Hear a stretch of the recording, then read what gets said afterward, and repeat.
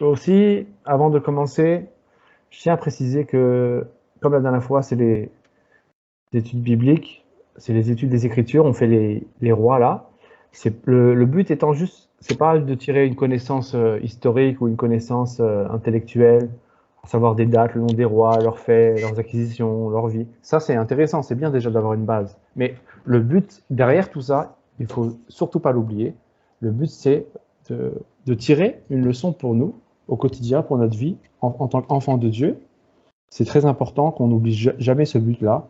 Et pendant ce message-là, l'objectif, ça va vraiment être de tirer d'un maximum d'informations pratiques pour notre vie en tant qu'enfant de Dieu. Alors, je vais juste vous lire un passage avant de commencer, justement, pour résumer un peu ce que je suis en train de dire. Dans les Écritures, dans 1 Corinthiens 10, 11, il écrit « Ces choses, donc ces choses aux hommes du passé, aux hommes de l'ancienne alliance notamment, ces choses leur sont arrivées pour servir d'exemple. Elles ont été écrites pour notre instruction, à nous qui sommes parvenus à la fin des siècles. » Donc nous qui sommes ici aujourd'hui, à la fin des siècles, on va tirer instruction de ces hommes, ces femmes qui ont vécu avant nous, pour en tirer une instruction. Voilà, je tenais vraiment à préciser, c'est important. On garde ça en tête. Donc je vais commencer. Vous vous souvenez, la dernière fois, on avait fait Akab, excusez-moi, Akab, Jézabel, et j'avais pris ce même fichier que j'ai commencé un peu à peaufiner pour les prochaines études bibliques. Et de la même manière, on va continuer. Il n'y a rien qui sera fait dans l'ordre généalogique. En fonction de ce que le Seigneur m'inspirera, moi, je vais avancer. Le plus important, c'est qu'on arrive à tirer des conclusions et que tout soit relié. On a vu la dernière fois que tout était lié passé, présent, futur, et que tout était un enchevêtrement d'éléments, de choses, d'informations. Donc on n'a pas besoin forcément de faire les choses dans l'ordre, mais ce qu'il faut, c'est toujours revenir à l'origine au bout d'un moment. Voilà. Donc ce soir, on va avancer, et ce soir, le dévolu est jeté sur Ézéchias. Donc j'ai descendu, vous avez vu là un peu la frise, parce que la dernière fois on était ici, à Cap Jézabel, et là on descend, le temps passe, et on va se pencher donc sur Ézéchias. Ézéchias étant roi de Juda, on va forcément parler de son contemporain, Osée, qui était roi d'Israël. On va faire Osée et Ézéchias, mais on va surtout parler d'Ézéchias ce soir. On va parler très rapidement d'Osée pour un peu mettre dans le... pour un peu qu'on ait un aperçu de ce qui s'est passé en face. Parce que Osée, c'était le vis-à-vis d'Ézéchias. Donc, comme je le disais, il faut que ce soit très pratique. Alors, Ézéchias, c'est le roi de Juda. Osée, c'est le roi d'Israël. Ce qui est important, c'est qu'on visualise Ézéchias et le roi de Juda et la nation de Juda comme étant une personne pour nous, en tant que chrétiens. Donc, on va, tout au long du message, placer Juda, la nation de Juda, comme un chrétien, comme une personne à part entière. Et Osée, de la même manière, Osée, qui est le roi d'Israël, on va placer l'empire, la nation d'Israël, comme étant une personne à part entière. Voilà, c'est très important pour la suite, je le précise. Donc, on va lire, on va ouvrir nos Bibles. Je vous invite à ouvrir à 2 rois, dans le livre de 2 rois. On va rester toute la soirée sur 2 rois. On va des fois aller à droite à gauche, mais je vous indiquerai à chaque fois. Mais quoi qu'il arrive, on va toujours garder la trame à 2 rois. Donc, on va commencer à partir du chapitre 17. Chapitre 17 de Rois. Donc, on pourrait lire un petit important avant que je commence. Voilà, je fais toutes les précisions comme ça. Après, je serai libre de parler librement.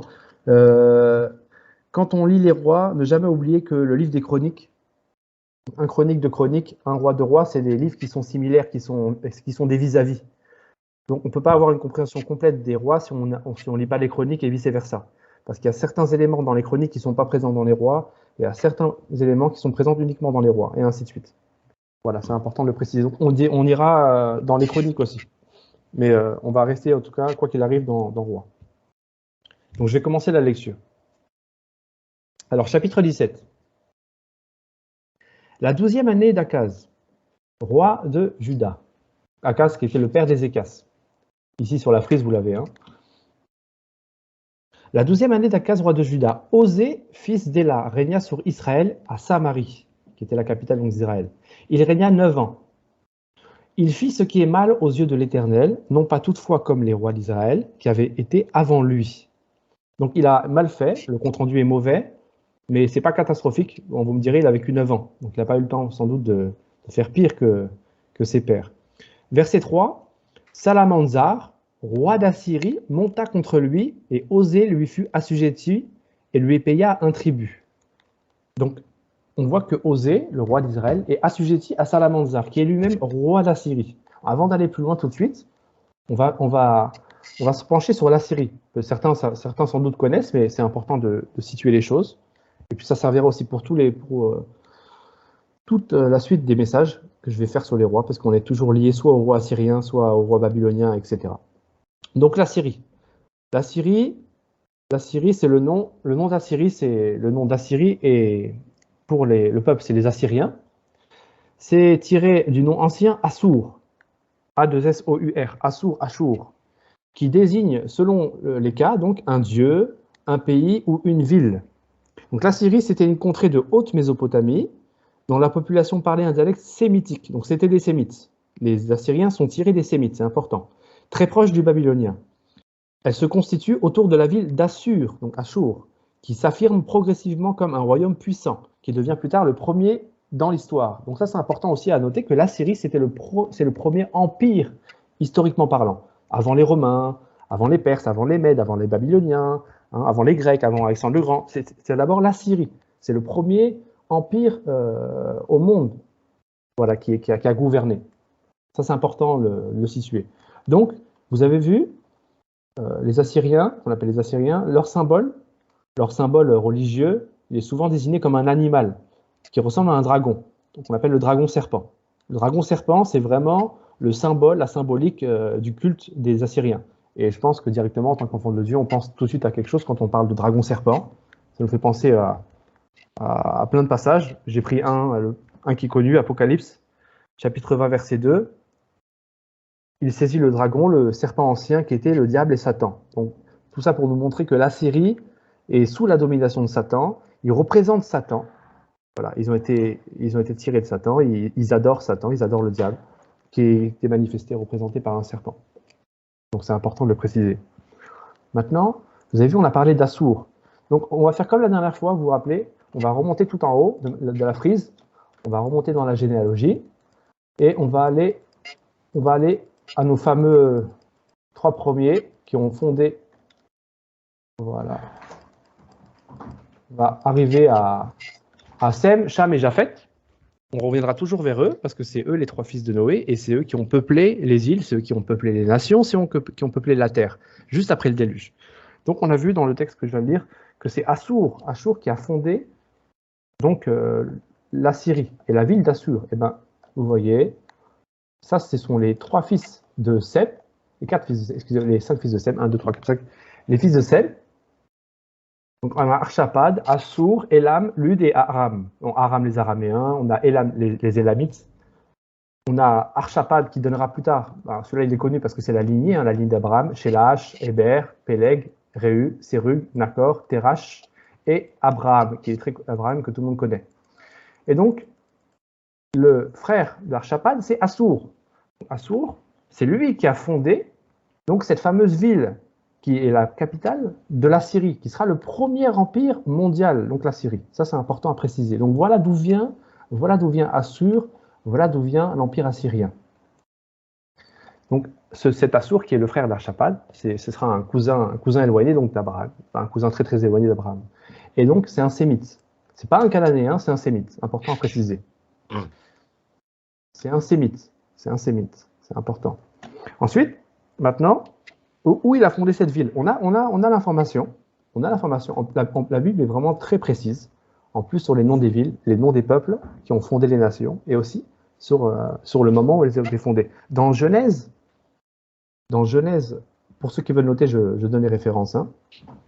Dans Genèse, chapitre 10, verset 10, ce fameux Assur, on voit qu'il vient du pays de Shinéar. Donc il est sorti du pays de Shinéar. La Bible nous dit qu'il est sorti du pays de Shinéar, qui est la Mésopotamie.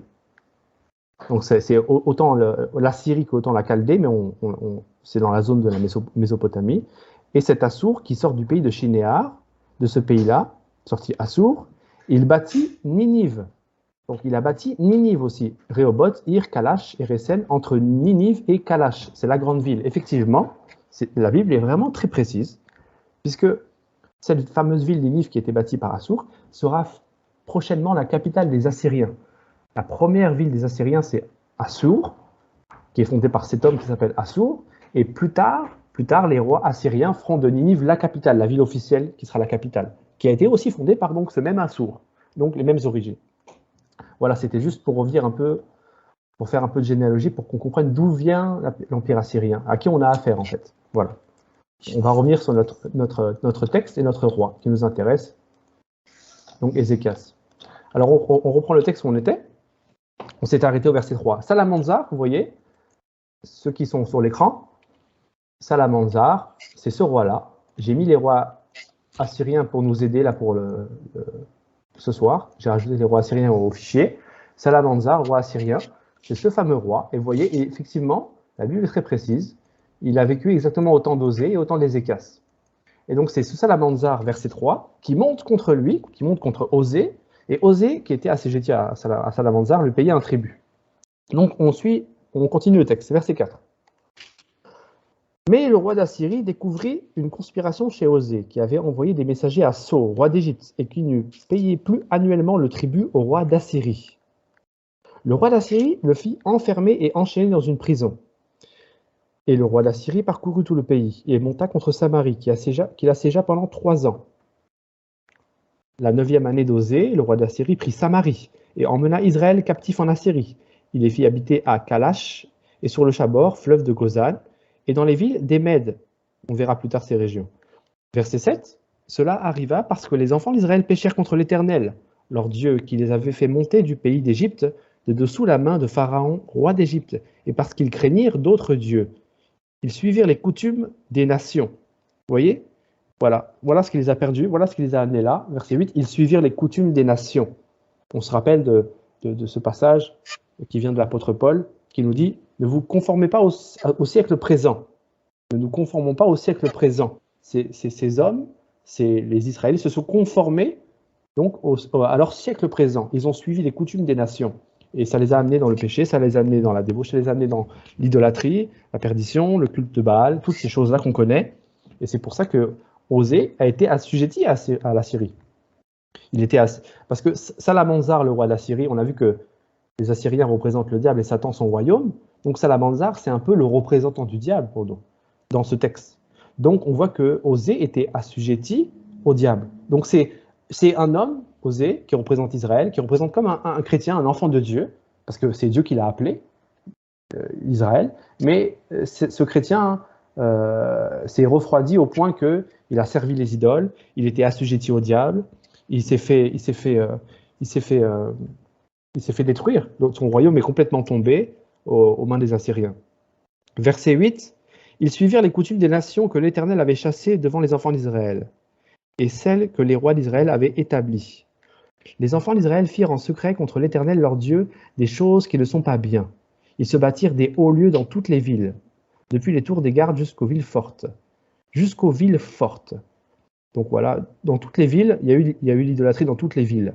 Alors c'est important, je tiens à préciser dès maintenant, comme on tombe sur le mot ville, même si on a parlé des villes juste avant, les villes, dans le texte qu'on va lire, les villes qui sont des lieux de rencontre, de réunion, sont habités par les Israélites, les Israélites ou les Assyriens, peu importe. Les villes, elles représentent des forteresses, parce que soit elles sont simplifiées, soit elles sont fortifiées. Là, on a affaire à des villes fortes. Donc, une ville forte, c'est une forteresse. Et une forteresse, ça nous fait penser à quelque chose. On va lire un passage pour qu'on puisse bien comprendre la pensée. Dans 2 Corinthiens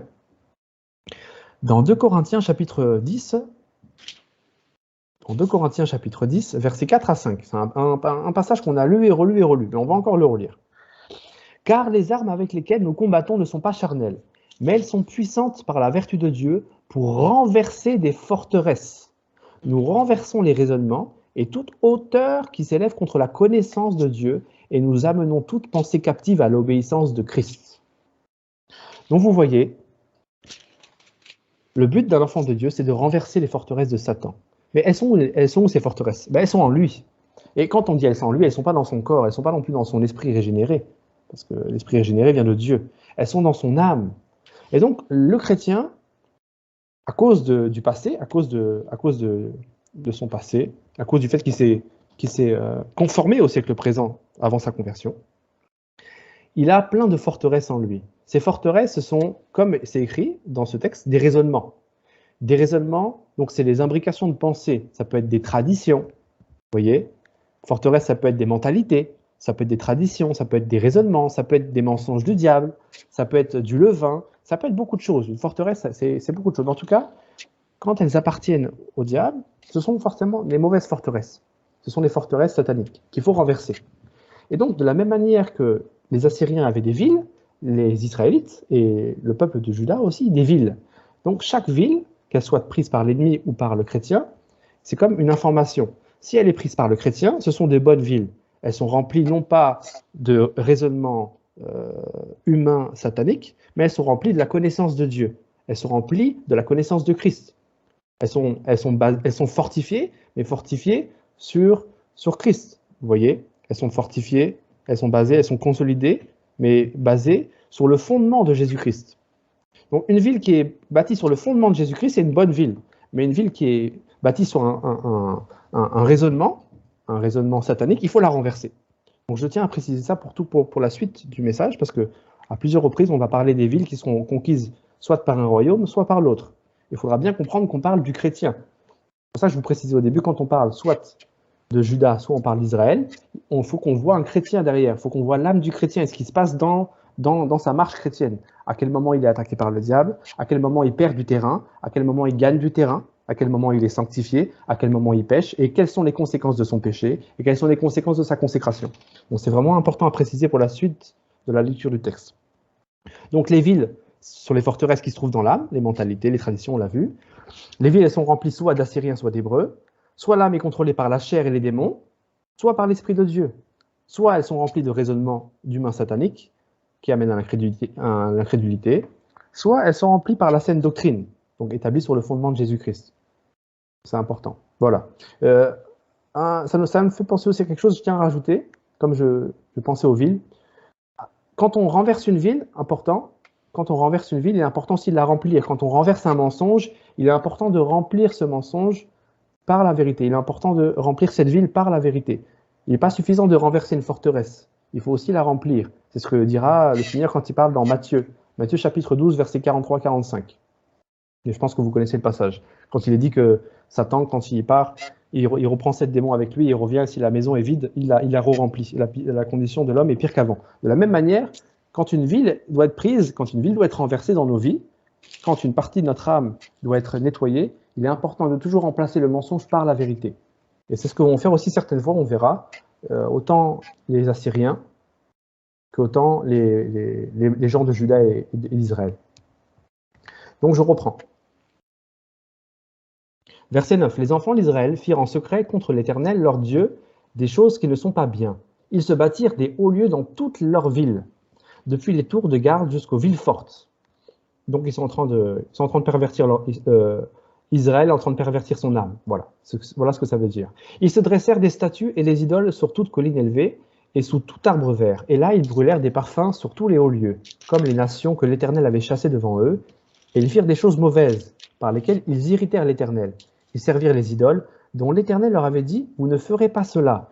L'Éternel fit avertir Israël et Juda par tous ses prophètes, par tous les voyants, et leur dit, revenez de vos mauvaises voies et observez mes commandements et mes ordonnances, en suivant entièrement la loi que j'ai prescrite à vos pères et que je vous ai envoyée par mes serviteurs les prophètes.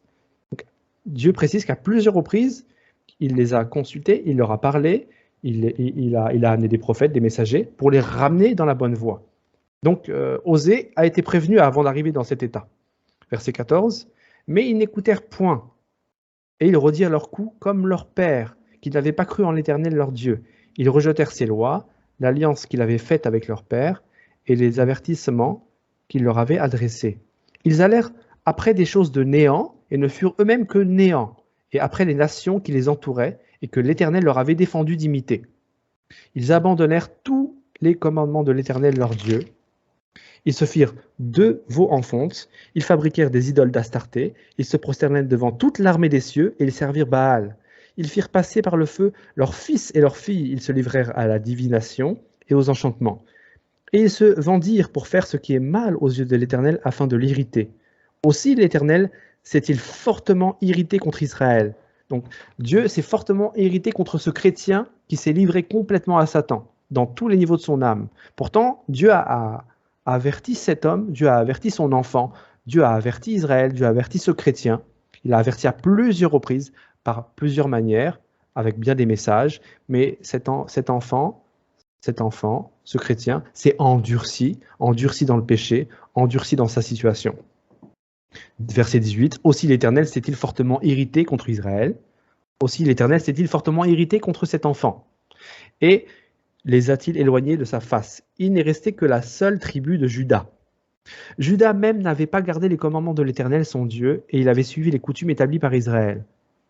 L'Éternel a rejeté toutes les races, d'Israël. Il les a humiliés, il les a livrés entre les mains des pillards, et il a fini par les chasser loin de sa face. Donc vraiment là, les Israélites étaient vraiment arrivés à la limite de la limite. Vraiment, c'était le vase qui déborde. Verset 21, car Israël s'était détaché de la maison de David. Ah, voilà, là, c'est terminé. Vous voyez, ce mot détaché. Donc ça veut dire que Israël a refusé maintenant le salut. Israël, à ce moment-là, pas Israël, la nation d'Israël de manière générale, mais dans ce texte, au niveau de ce qu'il veut nous faire saisir, comprendre, en fait, la personne qui est derrière Israël, c'est comme si elle refuse le salut de Dieu. Elle renonce. Voilà, c'est terminé. Là, c'est comme si elle a crucifié le Fils une deuxième fois. C'est terminé. Elle s'est éliminée. Elle s'est détachée. Verset 21. Et ils avaient fait roi Jéroboam, fils de Nébat, qui les avait détournés de l'Éternel et avait fait commettre à Israël un grand péché. On le verra dans un prochain message quand on viendra à l'origine de la scission entre Juda et Israël. Verset 22. Les enfants d'Israël s'étaient livrés à tous les péchés que Jéroboam avait commis, et ils ne s'en détournèrent point, jusqu'à ce que l'Éternel eût chassé Israël loin de sa face, comme il avait annoncé par tous ses serviteurs les prophètes. Et Israël a été emmené captif loin de son pays en Assyrie, où il est resté jusqu'à ce jour. Le roi d'Assyrie fit venir des gens de Babylone, de Cuta, d'Ava, de Hamath et de Séphraïm, et les a établis dans les villes de Samarie à la place des enfants d'Israël. Ils prirent possession de Samarie et ils habitèrent dans ces villes. Alors, vous voyez, on est vraiment dans ce que je vous expliquais à l'instant. Vous vous rappelez quand on parlait des villes, on a fait une petite introduction sur les villes. Voilà les Assyriens qui prennent les villes d'Israël. Ils ne se contentent pas de renverser les villes, maintenant ils les habitent. Les villes d'Israël représentent ce fameux chrétien qui a abandonné Dieu, et les Assyriens représentent le diable. Donc voilà, on a ces 7 démons qui arrivent et qui pénètrent maintenant et qui viennent habiter dans ces villes, qui viennent habiter dans l'âme de cet homme. Donc les démons viennent posséder cet homme-là. Cet homme n'est plus la possession de Dieu, maintenant il est la possession du diable. Parce que cet homme a été livré complètement à cause de ses pratiques, à cause du fait qu'il a abandonné son Dieu. Verset 25. Lorsqu'il... Quoique non, on va s'arrêter ici. On va s'arrêter ici. Ce sera assez pour Osée. On va directement aller sur le voisin Ézéchias. C'était juste pour vous montrer, je ne veux pas qu'on passe trop de temps sur Osée, parce qu'il y a beaucoup de choses à dire sur Ézéchias en fait, mais c'est pour vous montrer, voilà, le comportement d'un enfant de Dieu qui s'est refroidi, qui a imité les pratiques du monde, qui a péché, qui a transgressé, qui n'est plus consacré, au point que maintenant son âme est complètement prise par le diable et les passions du monde. Cet homme a abandonné son Dieu, cet homme s'est détaché de son Dieu, et cet homme a été livré à Satan. Au point que maintenant, les démons sont revenus maintenant dans cet homme, certainement d'anciens démons qu'il avait chassés, et ils sont revenus habiter dans son âme. Donc voilà, c'est un peu l'image qu'on peut tirer d'Osée. Osée étant le dernier roi d'Israël, en moins 722, comme vous voyez sur l'infographie. Donc là, c'est la fin du royaume d'Israël. Donc là, il est en train de payer en fait pour tous ses ancêtres. Cet homme, Osée, n'était pas le pire. On l'a vu au début quand on a lu, chapitre 17, le début, on a vu que Osée n'était pas le pire de tous les enfants d'Israël, mais malheureusement pour lui, il paye aussi le péché de ses ancêtres. Donc on revient toujours sur cette notion d'enchevêtrement de faits, le fait que les péchés se perpétuent de génération en génération. Et ça, c'est un principe qu'on va voir constamment quand on va étudier les rois et leurs origines. Donc on va passer à Ézéchias. et on va passer pas mal de temps sur Ézéchias. Donc on va commencer au chapitre 18. Donc Ézéchias, avant de commencer, juste Ézéchias, c'est important. Ézéchias, ça veut dire en hébreu Dieu fortifie. Dieu fortifie, ou bien ça peut se traduire par Dieu a renforcé. Dieu fortifie ou Dieu a renforcé. Voilà, ça c'est un petit détail que je précise avant la lecture du chapitre 18. Donc, la 3e année d'Osée, on l'a vu, hein, fils d'Éla, roi d'Israël. Ézéchias, fils d'Akaz, roi de Juda, régna. Il avait 25 ans lorsqu'il devint roi. Et il régna 29 ans à Jérusalem. Sa mère s'appelait Abi, fille de Zacharie. Donc vous voyez, sur l'infographie, si vous avez l'infographie sous les yeux, Ézéchias, effectivement, il a régné exactement comme la Bible le déclare. Quand on fait des calculs, les calculs sont parfaits. La Bible est vraiment parfaite, c'est très édifiant. Et Ézéchias a régné à la mort de son père Akaz. Donc on voit qu'il a commencé à régner ici sur ce petit trait. Je montre ça pour la suite, pour qu'on puisse bien suivre la suite de l'infographie. Donc, verset 3. Ézéchias, il fit ce qui est droit aux yeux de l'Éternel, entièrement comme avait fait David son père. C'est intéressant. Donc lui, c'est pas le même enfant de Dieu, là. On n'a pas affaire à Osée. C'est une autre image d'un enfant de Dieu. Donc lui, il fait ce qui est bien devant Dieu. Verset 4. Il fit disparaître les hauts lieux, brisa les statues, abattit les idoles et mit en pièces le serpent d'airain que Moïse avait fait, car les enfants d'Israël avaient jusqu'alors brûlé des parfums devant lui. On l'appelait Nehushtan. Certains voient de quoi on parle là, mais sait-on jamais pour tout le monde. Ce fameux serpent d'airain, là c'est pas précisé airain, mais si serpent d'airain, excusez-moi, c'était le serpent que Moïse avait utilisé pour sauver les enfants d'Israël à l'époque dans le désert. Et le but étant de regarder ce serpent pour être sauvé de la plaie qui frappait les enfants d'Israël à l'époque à cause de leurs péchés. Et ce serpent d'airain n'est rien d'autre que la préfiguration de Jésus-Christ à la croix. Malheureusement, on voit que l'homme est l'homme, et l'homme aime adorer des choses de néant. Et avec le temps, on voit que le temps est passé, ce serpent a été conservé, pas forcément en mal, mais il a été adoré par les hommes. Donc, Ézéchias, qui veut revenir vers Dieu, supprime cette idole. Verset 5, il mit sa confiance en l'Éternel, le Dieu d'Israël, et parmi tous les rois de Juda qui vinrent après lui, ou qui le précédèrent, il n'y en eut point de semblable à lui. Donc là, c'est un grand témoignage qui lui est donné. Malgré ce qu'on va voir après, parce qu'il va aussi faire des bêtises. Là, c'est important ce verset 5, parce qu'on voit que c'est un homme qui est selon Dieu. C'est-à-dire que Dieu lui rend un bon témoignage, à l'opposé de ce qu'on a vu avec Osée. Donc c'est comme si Dieu voit cet homme-là, Ézéchias, qui représente Juda, qui représente un chrétien pour nous, et Dieu dirait, celui-ci est mon enfant, il me suit, il m'écoute, il m'obéit. Voilà, il fait toute mon affection, il fait toute ma joie. Voilà ce que pourrait dire par exemple le père pour un enfant comme celui-ci.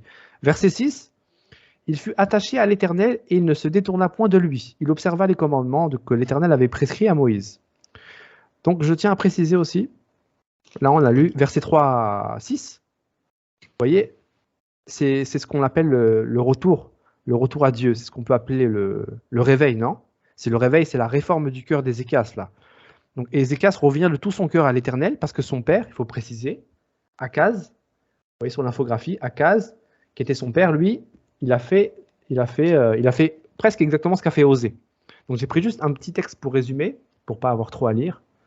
Donc j'ai noté, pour qu'on ait un ordre d'idée, il est écrit d'Akaz, pour résumer, il ne fit point ce qui est droit aux yeux de l'Éternel, son Dieu comme avait fait David, son père.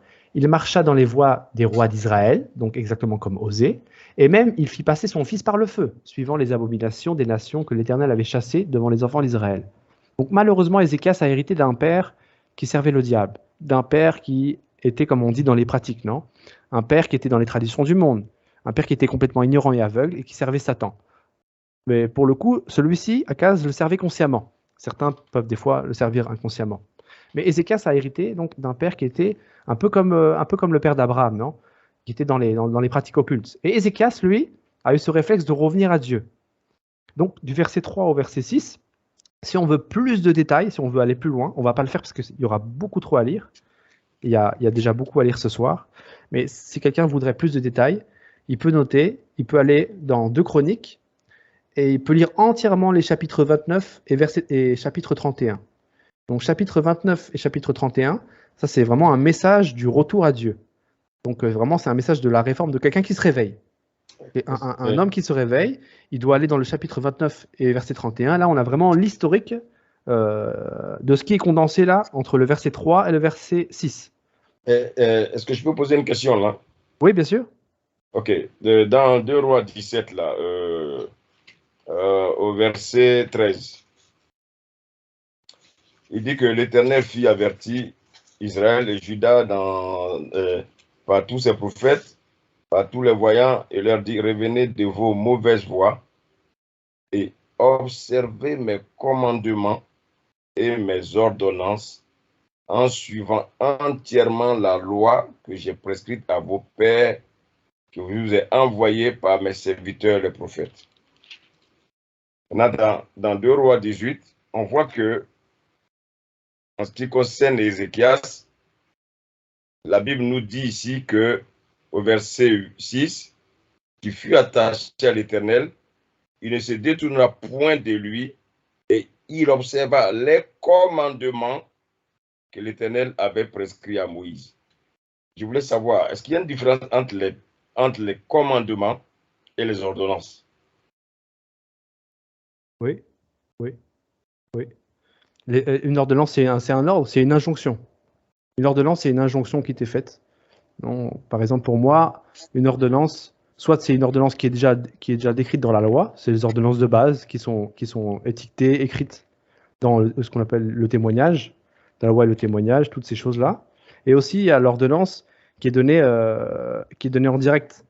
Nous, en tant qu'enfants de Dieu, on a la loi, les commandements de Dieu qui nous sont donnés dans les Écritures, mais aussi, on a des ordonnances qui nous sont données dans notre vie pratique. Un enfant de Dieu qui fume, Dieu peut lui dire d'arrêter de fumer ou lui dire de faire ci ou faire ça. Pourtant, c'est pas écrit spécifiquement qu'il faut arrêter la cigarette dans la Bible. Mais Dieu va lui donner une ordonnance, un ordre. Ok, merci bien. Les commandements de Dieu, ce sont les commandements qui sont indélébiles. C'est comme un repère, c'est comme un modèle, c'est comme un étalon. Le commandement, c'est comme un étalon. Ok. En tout cas, parce que ici, j'ai vu que Dieu n'en a pas parlé des ordonnances à Ézéchias. Bah, les ordonnances, on va voir par la suite qu'il va déconner. Hein. Ça va commencer à déconner. Hein. Ok, donc on y va. Il y a beaucoup de choses qui va se dérouler là. Au niveau des ordonnances, d'ailleurs, c'est intéressant. Même sa vie. Donc ça va être intéressant. On est bien le passage. On y va. Amen. Verset 7. Et l'Éternel fut avec Ézéchias, qui réussit dans toutes ses entreprises. Donc on voit que Dieu suit Ézéchias par son comportement, par sa volonté de revenir à Dieu, par son cœur qui revient à Dieu. Ézéchias réussit dans toutes ses entreprises, un peu la promesse qui est faite à Josué. Donc il réussit, mais attention, il y a un point ici, après entreprise. Ensuite, on continue, il se révolta contre le roi d'Assyrie et ne lui fut plus assujetti. C'est important de voir que là, il y a un petit point, vous voyez, c'est important, c'est pour ça que c'est bon de faire des recherches, c'est qu'entre ce point de après entreprise et il se révolta, il y a 10 ans qui passent. Et ça, c'est en faisant justement cette étude un peu, vous voyez, devant vos yeux, ceux qui ont l'infographie, ces 10 ans-là, c'est ça, là. Voilà, je vous mets les 10 ans, là. Donc, ça, c'est le départ. Donc, il commence bien, il revient à Dieu, il y a 10 ans qui passent, et au bout d'un moment, il fait quelque chose qui n'est pas bon, il va s'appuyer maintenant sur le roi d'Égypte. On va le voir juste après. Et c'est important de préciser qu'il y a 10 ans qui se déroulent entre ces deux faits. C'est pas instantané. Il revient pas à Dieu, et d'un coup, boum, il fait une bêtise. Il y a 10 ans qui se passent, et après ces 10 ans, donc, on voit qu'il décide de se révolter contre le roi d'Assyrie. Ce qui n'est pas mauvais en soi, mais il va mal le faire avec les mauvaises choses. On va le voir tout de suite. Il se révolta contre le roi d'Assyrie et ne lui fut plus assujetti. Il battit les Philistins jusqu'à Gaza et ravagea leur territoire depuis les tours de garde jusqu'aux villes fortes. Donc, il décide de reprendre des villes, on l'a vu, donc il reprend du terrain sur son âme. Il prend des villes fortifiées, il renverse des forteresses, il renverse des raisonnements, il reprend du terrain sur les Philistins qui sont à Gaza. Les Philistins qui étaient à Gaza, ils étaient assujettis au roi d'Assyrie, c'est important de le préciser. Ils n'étaient pas eux-mêmes des rois. Les Philistins, ils étaient assujettis à ce fameux empire assyrien qu'on a vu au début. La 4e année du roi d'Ézéchias, on va passer du verset 9 à 12 parce que c'est un résumé de ce qu'on a lu dans le chapitre 17 entièrement. Donc on va passer au verset 13. La 14e année du roi Ézéchias, Sanchérib, roi d'Assyrie, monta contre toutes les villes fortes de Juda et s'en empara. Donc c'est intéressant, c'est que en fait, là, on voit que le roi d'Assyrie, il contre-attaque. C'est-à-dire que, en fait, ce qu'a mal fait, on va le lire tout de suite pour bien comprendre ce qui est en train de se passer, en fait, dans ces 10 ans-là. Vous voyez, on l'a vu, il y a 10 ans de délai entre Ézéchias qui revient à Dieu et Ézéchias maintenant qui demande de l'aide à l'Égypte. Ézéchias veut reprendre du terrain. Malheureusement, on voit qu'il s'appuie sur sur Pharaon, qui était roi d'Égypte à l'époque. On va le voir ce sera approuvé, ce sera confirmé dans le texte qu'on va lire après, mais c'est important de le préciser maintenant. Alors, je vais vous lire un petit passage, ça, c'est pas dans les Écritures, mais c'est un petit peu d'histoire, mais ça confirme les écrits qu'on est en train de lire. C'est une petite anecdote, donc je vous lis. Ézéchias souhaite rompre avec la domination assyrienne, c'est ce qui se passe effectivement, malgré la désapprobation du prophète Ésaïe et l'erreur déjà commise par Osée, le roi d'Israël, qui a conduit à l'anéantissement complet de son royaume en moins 722, c'est ce qu'on a vu tout à l'heure.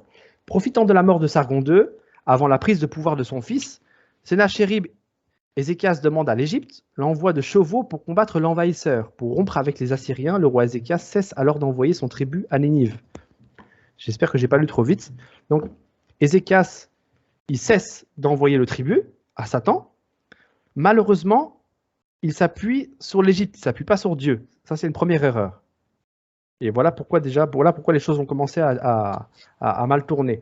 En fait, il faut comprendre que Ézéchias, quand il commence à venir vers l'Égypte, il commence à s'appuyer sur quelque chose qui est satanique. L'Égypte, à l'époque, ça représente aussi le système satanique. Maintenant, vous allez me dire comment ça se fait. On a les Assyriens qui représentent Satan, et on a Pharaon qui représente aussi Satan. Donc, Ézéchias s'appuie sur Satan pour combattre Satan. Non, en fait, vous allez voir par la suite, Pharaon, en fait, ça représente Satan, mais dans le sens la chair. C'est-à-dire que vous allez voir qu'à plusieurs reprises, il sera reproché à Ézéchias de s'appuyer sur Pharaon et s'appuyer sur ses chars et ses chevaux. Les chars et les chevaux, on va le voir par la suite aussi, représentent la force de l'homme. De manière générale, les chevaux, les chars, ça représente la force. Et comme là, c'est pas la force de Dieu, c'est la force de l'homme. Et la force de l'homme, qu'est-ce que c'est? La force de l'homme, c'est la chair. C'est pas l'esprit de Dieu, la force de l'homme. Donc, le problème là, on voit, c'est que la faille là, à l'instant, dans notre lecture, verset 13, c'est que Ézéchias s'appuie sur sa chair pour aller combattre le roi d'Assyrie. Et c'est ça le problème. Voilà le problème. Donc il commence le compromis. Il commence les erreurs. Donc verset 13, on continue la lecture. La 14e année du roi Ézéchias, Sanchérib, roi d'Assyrie, monta contre toutes les villes fortes de Juda et s'en empara. Donc on a Satan qui contre-attaque, le chrétien qui voulait se lever, mais dans la chair, malheureusement pour lui. Et là, Satan, il s'empare des villes fortes de Juda. Donc il s'empare aussi de son âme, il attaque par des doutes, par des craintes, par des peurs, par des attaques spirituelles, par des mensonges, peu importe. Il reprend des villes. Verset 14, Ézéchias, roi de Juda, envoya dire au roi d'Assyrie à Lachis, « J'ai commis une faute. » Donc Ézéchias voit que ça tourne mal.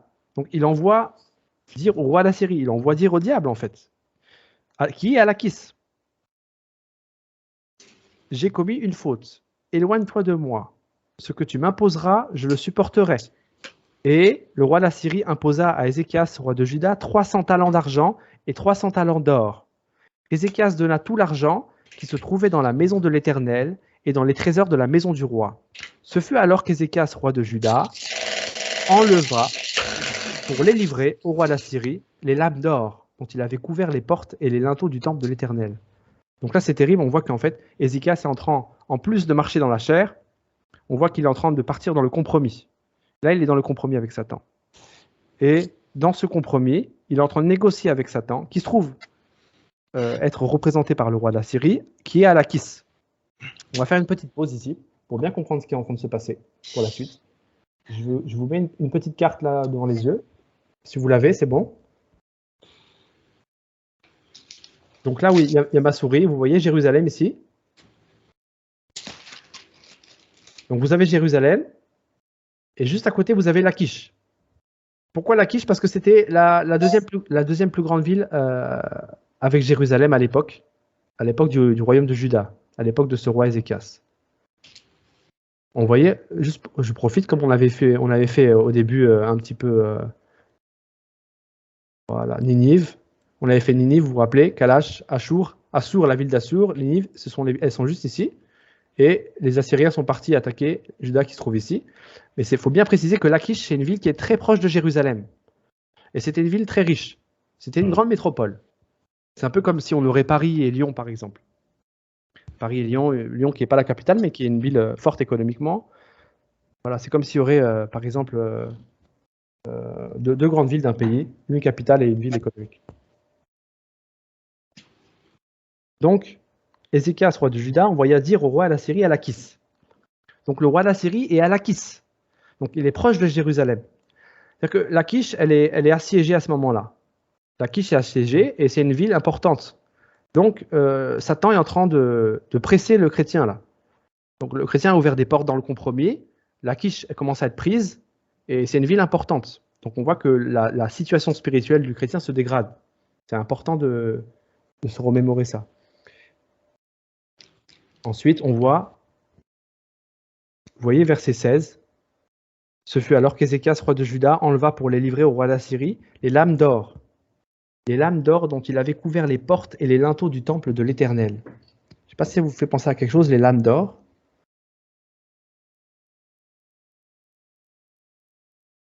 Les lames d'or, on va aller je vais vous lire dans Exode 28, verset 36. Exode 28, verset 36.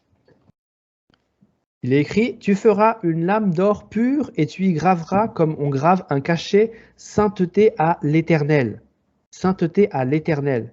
Donc, lors de la fabrication du tabernacle et de tous ses ustensiles, les lames d'or pur, elles représentaient la sainteté. Donc, étaient gravées sur ces lames d'or pur, sainteté à l'Éternel. Donc, ces lames d'or, elles représentent en fait la sainteté. Et vous voyez, verset 16, Ézéchias, roi de Juda, enleva pour les livrer au roi d'Assyrie les lames d'or. Donc, en fait, Ézéchias, il est en train de livrer sa sainteté. Et quand il livre sa sainteté, il est en train de livrer quoi? Sa consécration à Dieu. Donc, le compromis, la marche par la chair, le compromis, et là, c'est la sainteté, c'est la consécration qui disparaît. Et quand la consécration disparaît, qu'est-ce qui se passe? Les lames d'or dont il avait couvertes les portes et les linteaux du temple de l'Éternel. Ce sont les portes qui sont visées. Donc, en fait, la porte s'ouvre maintenant. La porte à Satan est ouverte. La consécration n'est plus ce qu'elle était. Et maintenant, la porte au diable, dans la vie de cet homme, dans la vie de ce chrétien qui était revenu à Dieu sincèrement, mais 10 ans plus tard, à cause d'un compromis, à cause de la marche par la chair, à cause de la manière dont il a traité avec le diable, il a ouvert une porte dans sa vie. Voilà comment moi je traduis ce texte. Maintenant, pour comprendre, on va pas passer au verset 17 tout de suite, parce que entre ce verset 16 et 17, il y a des éléments qu'on n'a pas ici. On va aller dans 2 Chroniques. On va aller dans 2 Chroniques. 2 Chroniques 32.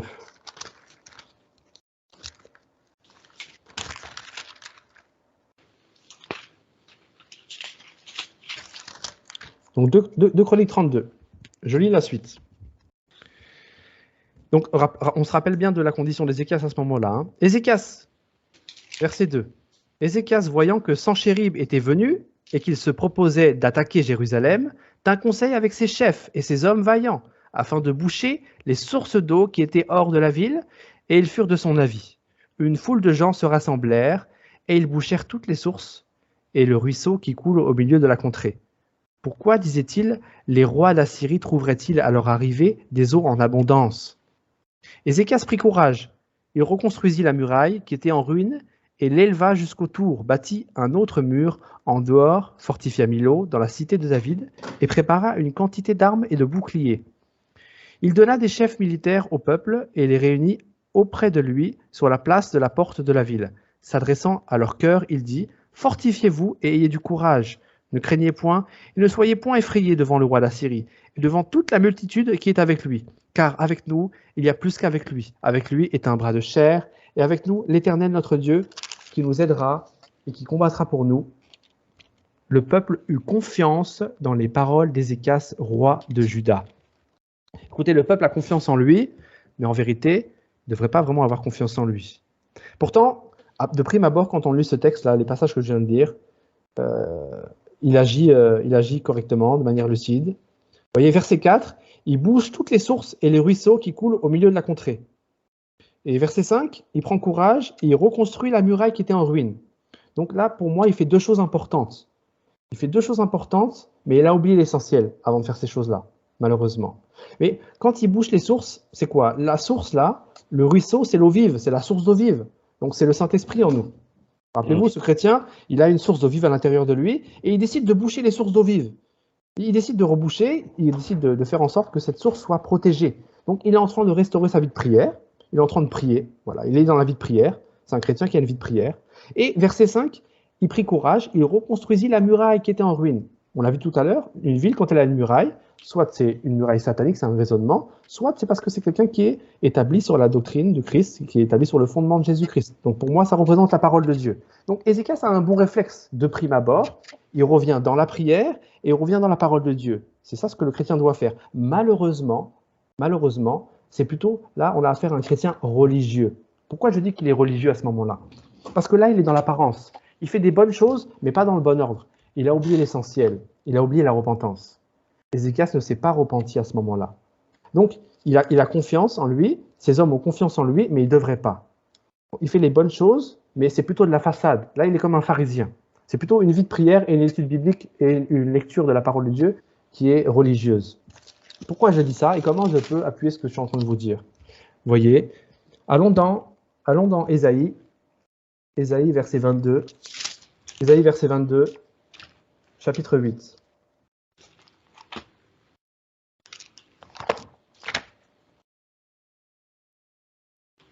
Ésaïe, verset 22, chapitre 8. Donc là, c'est Ésaïe qui parle, donc c'est le prophète de Dieu de l'époque. C'est lui qui représente Dieu, c'est lui qui donne les messages de Dieu. Et voilà ce que Dieu maintenant pense de ce que vient de faire Ézéchias avec cette fameuse citerne et cette muraille. Verset 8, je lis. Il est écrit, « Les derniers retranchements de Juda sont forcés. » Donc là, on parle de l'Akis. C'est pour ça que je vous ai parlé de l'Akis tout à l'heure. Il faut bien retenir l'Akis. Les derniers retranchements de Juda sont forcés, c'est l'Akis. Et en ce jour, tu visites les armures de la maison de la forêt. Vous regardez les brèches nombreuses faites à la ville de David. Et vous retenez les eaux de l'étang inférieur. Vous comptez les maisons de Jérusalem. Et vous les abattez pour fortifier la muraille. Vous faites un réservoir entre les deux murs pour les eaux de l'ancien étang. Mais vous ne regardez pas vers celui qui a voulu ces choses. Vous ne voyez pas celui qui les a préparées de loin. Le Seigneur, l'Éternel des armées, vous appelle en ce jour à pleurer et à vous frapper la poitrine, à vous raser la tête et à ceindre le sac. Donc Dieu ne leur demande pas ni de fortifier la muraille, ni de protéger l'étang et la source d'eau. Ce ne sont pas des mauvaises choses en soi. Mais Dieu demande à cet homme de se repentir. Parce que cet homme marche dans la chair, il marche dans la compromission, il a livré sa consécration à Satan. Cet homme doit se repentir. Mais cet homme ne s'est pas repenti. C'est un homme qui continue à prier, à lire la Bible, à fréquenter les enfants de Dieu, à rejoindre l'Église, etc. Mais il ne s'est pas repenti. Voilà le problème de cet homme à ce moment-là. Donc Dieu, ce qu'il attend de cet homme, Dieu ce qu'il attend de Judas, Dieu ce qu'il attend d'Ézéchias, c'est qu'il pleure, qu'il frappe sa poitrine et qu'il se saigne du sac. Donc ça, voilà le désir de Dieu à ce moment-là. On va revenir dans notre texte, chapitre 2, 2 Rois, verset 18. À partir du verset 17, on peut maintenant continuer, là où on s'était arrêté. Donc vous voyez, la condition spirituelle d'Ézéchias est vraiment mauvaise. La condition de ce chrétien est mauvaise à ce moment-là. Il ne fait pas les choses dans l'ordre et il n'est toujours pas repenti. Verset 17. Le roi d'Assyrie envoya de Lakhis à Jérusalem. Je m'arrête ici un instant. Le roi d'Assyrie envoya de Lakhis. Vous voyez, c'est le de Lakhis qui est intéressant. On a vu que Lakhis est assiégé par le roi d'Assyrie. Le roi d'Assyrie, il représente le diable.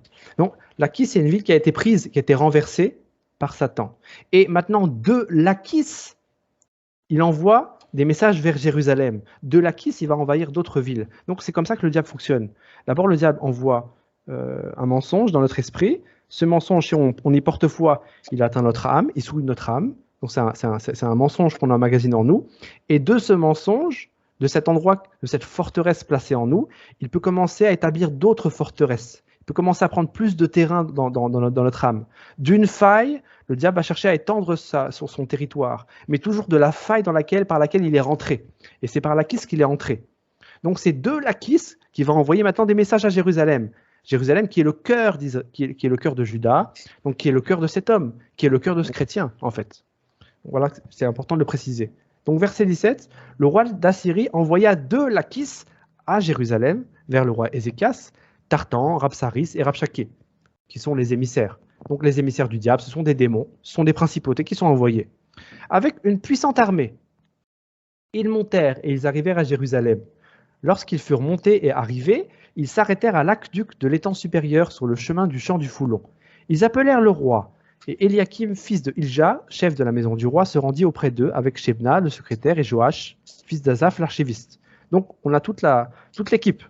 On a les archivistes, les secrétaires, les sacrificateurs, on a tout le monde. On a la nation tout entière qui est représentée là. Rabshaké leur dit, donc celui qui est envoyé par Satan, dites à Ézéchias, ainsi parle le grand roi, le roi d'Assyrie, quelle est cette confiance sur laquelle tu t'appuies? Tu as dit, il faut pour la guerre de la prudence et de la force. Mais ce ne sont que des paroles en l'air. Et qui donc as-tu placé ta confiance pour t'être révolté contre moi? Voici, tu l'as placé dans l'Égypte, tu as pris pour soutien ce roseau cassé, qui pénètre et perce la main de quiconque s'appuie dessus. Tel est Pharaon, roi d'Égypte, pour tous ceux qui se confient en lui. Effectivement, le Pharaon, rappelez-vous, le Pharaon, roi d'Égypte, là, qui représente en fait la chair. Satan se rit du chrétien qui s'appuie sur la chair. Satan voit le chrétien. Satan nous voit. Satan voit les enfants de Dieu, voit les enfants consacrés, voit les enfants qui sont charnels, les petits-enfants, les fils, les pères. Il les voit, il nous voit. Et donc là, le diable, l'envoyé du diable vient au devant d'Ézéchias et se rit en fait d'Ézéchias de sa situation spirituelle. Verset 22. Peut-être me direz-vous, c'est en l'Éternel notre Dieu que nous nous confions.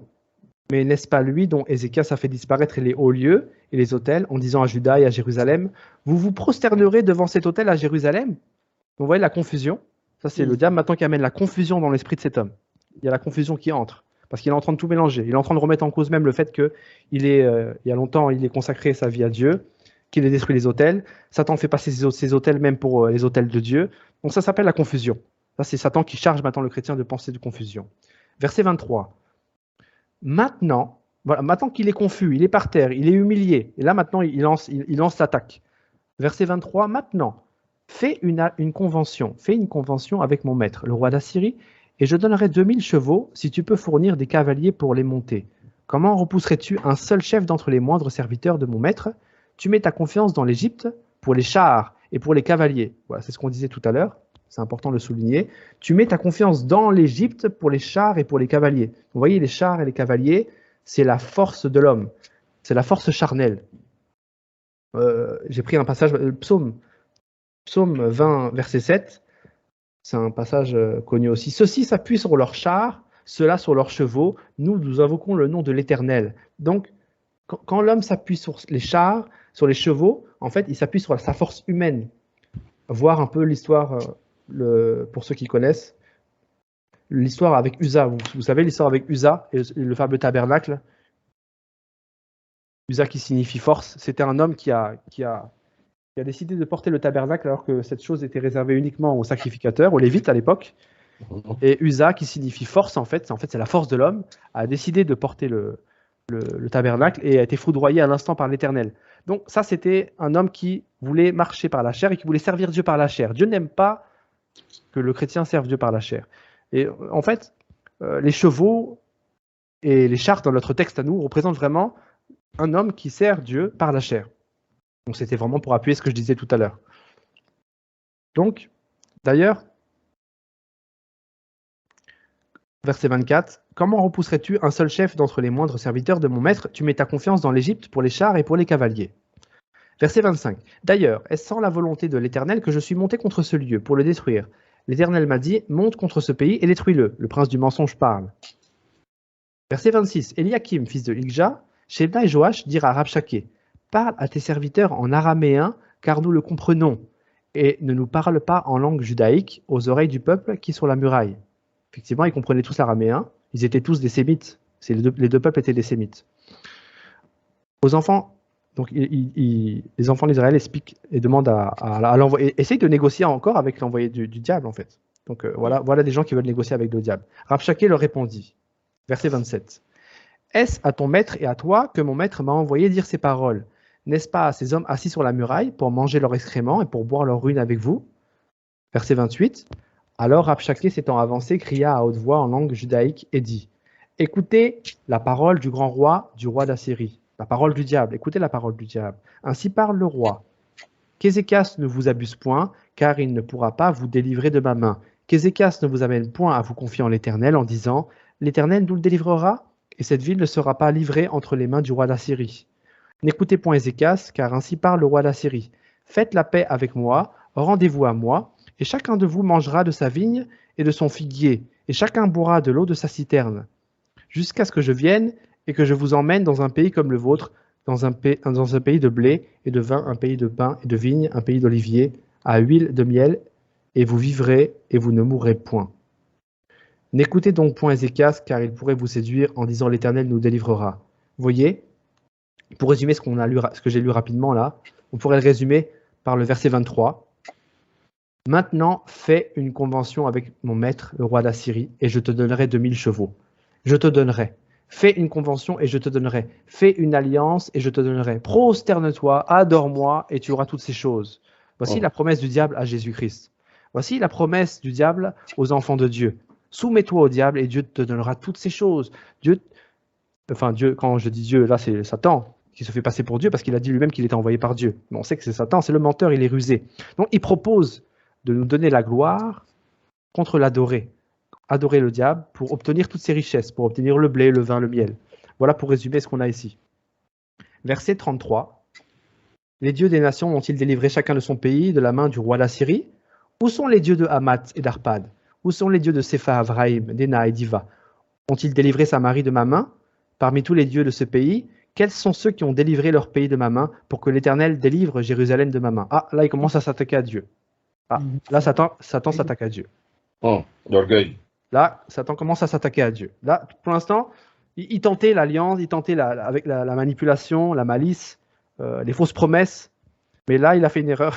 Mais bon, c'est Dieu qui a livré Satan. Dieu est souverain derrière. Mais verset 35, parmi tous les dieux de ces pays, quels sont ceux qui ont délivré les pays de ma main pour que l'Éternel délivre Jérusalem de ma main? Effectivement, c'est l'orgueil, c'est l'orgueilleux, c'est l'adversaire, c'est l'iniquité qui est en lui qui ressort.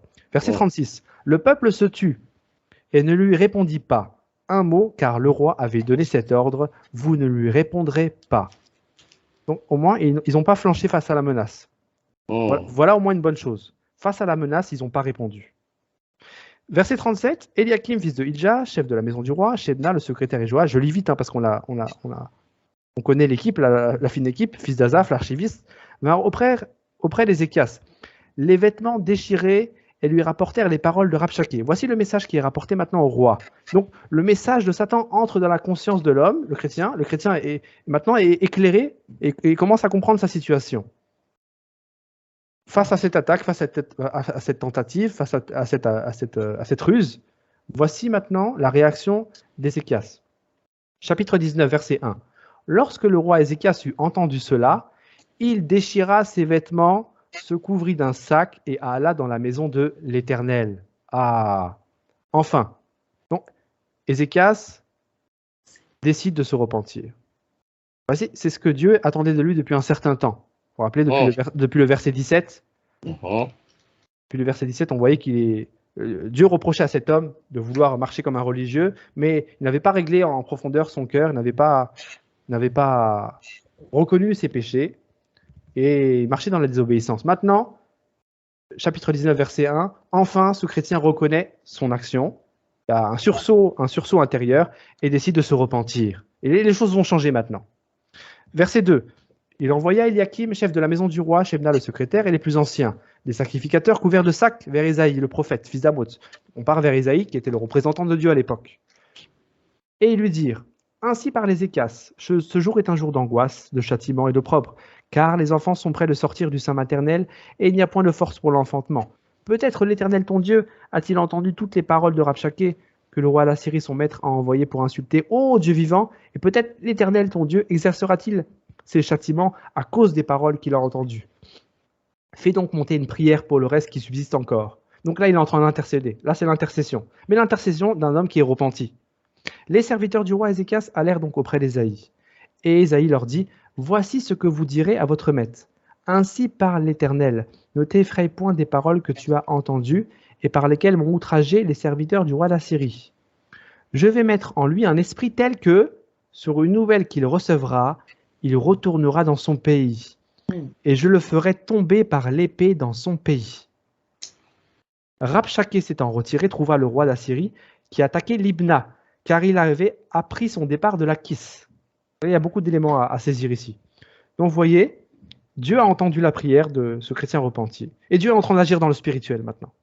Donc il est en train de faire en sorte que ce fameux roi, ce pharaon qui était... Je vais reprendre un peu l'infographie, pour qu'on puisse un peu aussi avoir un... Vous voyez, pharaon, c'était lui Tarka, là il a été cité tout à l'heure. Ce fameux Tarka, qui est contemporain de Sénachérib. Et on a affaire à Sénachérib, roi d'Assyrie. Et vous voyez, on est vraiment à l'époque du siège de Lakhis. Donc c'est ce roi-là que Dieu va susciter maintenant pour attaquer l'empire assyrien, pour que en fait Satan lâche un peu la grappe. Voilà, parce que Satan était trop près. Le chrétien s'est repenti, Satan lâche un peu.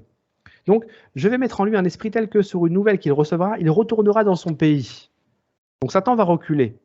Et je le ferai tomber par l'épée dans son pays. Rabshakeh s'étant retiré, trouva le roi d'Assyrie qui attaquait Libna, car il avait appris son départ de Lakhis. Vous voyez, c'est encore de Lakhis qu'il était parti vers Libna. Donc c'est de cette fameuse ville qu'il a attaqué les autres villes. De cette fameuse porte, cette fameuse faille, il continue à attaquer le chrétien. Maintenant que le chrétien est repenti, il va disparaître. Verset 9. Alors le roi d'Assyrie reçut une nouvelle au sujet de Tirka, roi d'Éthiopie. On lui dit, voici, il s'est mis en marche pour te faire la guerre. Et le roi d'Assyrie envoya de nouveau des messagers à Ézéchias en disant, vous parlerez ainsi à Ézéchias. Satan ne part pas comme ça, Satan parle avec un message. Vous parlerez ainsi à Ézéchias, roi de Juda, que ton Dieu auquel tu te confies ne t'abuse point en disant, Jérusalem ne sera pas livrée entre les mains du roi d'Assyrie. Vous voyez, Satan qui met le doute encore. Même dans sa défaite, même il a perdu, il est défait, mais il envoie quand même encore une parole de doute dans l'esprit de cet homme. L'esprit est parti, l'esprit est sorti, mais l'esprit envoie une parole encore de doute dans l'esprit de ce chrétien. Vous voyez, verset 11. Voici, tu as appris ce qu'ont fait les rois d'Assyrie à tous les pays et comment ils les ont détruits, et toi tu serais délivré, l'orgueil qui monte. Verset 12. Les dieux des nations que mes pères ont détruites, les ont-ils délivrés? Gozan, Charan, Retsef et les fils d'Éden qui sont à Télassar? Où sont le roi de Hamath, le roi d'Abad et le roi de la ville de Séphraïm, Déna et Iva? Vous voyez, Satan est défait, Satan a perdu spirituellement. Le Seigneur a chassé Satan, mais Satan envoie quand même une dernière pensée, une dernière attaque, un message. Et ce message, c'est une lettre. Donc Satan envoie une lettre à Ézéchias. Donc tout est formulé dans une lettre, qui est en fait une pensée pour nous dans notre image. Mais on va retenir la lettre parce que c'est important pour la suite. Donc verset 14, Ézéchias prit la lettre de la main des messagers et la lut. Donc Ézéchias lit la lettre. Donc cette fameuse pensée-là, ce fameux doute, c'est cette lettre. Ça s'appelle la lettre de Satan. Voici ce qui se passe quand Satan nous envoie une lettre. La lettre du diable. J'appelle ça moi la lettre du diable. Parce que des fois, il nous en envoie beaucoup des lettres, Satan. Voici ce que Ézéchias va faire avec cette lettre aussi. C'est important, l'enseignement. Verset 14. Puis il monta à la maison de l'Éternel et la déploya devant l'Éternel. Voilà la bonne réaction. Voici la bonne réaction de cet homme. Face à cette pensée, face à cette lettre, il a lu la lettre, il a lu la menace qui était devant lui. La réaction de cet homme n'a pas été, comme tout à l'heure, d'aller dans le compromis, de vendre de la sainteté, de marcher par la chair, toutes ces erreurs qu'il a faites dans le passé. Cette fois-ci, il va dans la présence de Dieu et il la déploie devant l'Éternel. Cette pensée qu'il a de doute, il la déploie devant Dieu. Il la soumet à Christ. Il soumet cette pensée à Christ. Il soumet la pensée à Jésus-Christ. Il soumet ce doute entre les mains de Dieu. Il vient en fait à la croix et il déploie tous ses soucis, ses fardeaux à l'Éternel. Voilà la réaction qu'on doit avoir dans ce moment-là. Voilà la réaction qu'on doit avoir en tant qu'enfant de Dieu dans la même situation. Verset 15. À qui il adressa cette prière? Donc là, il fait une prière. Éternel Dieu d'Israël, assis sur les chérubins, c'est toi qui es le seul Dieu de tous les royaumes de la terre. C'est toi qui as fait les cieux et la terre. Éternel, incline ton oreille et écoute. Éternel, ouvre tes yeux et regarde. Entends les paroles de Sanchérib, qui a envoyé Rabshakeh pour insulter au Dieu vivant. Il est vrai, ô Éternel, que les rois d'Assyrie ont détruit les nations et ravagé leur pays, et qu'ils ont jeté leur Dieu dans le feu.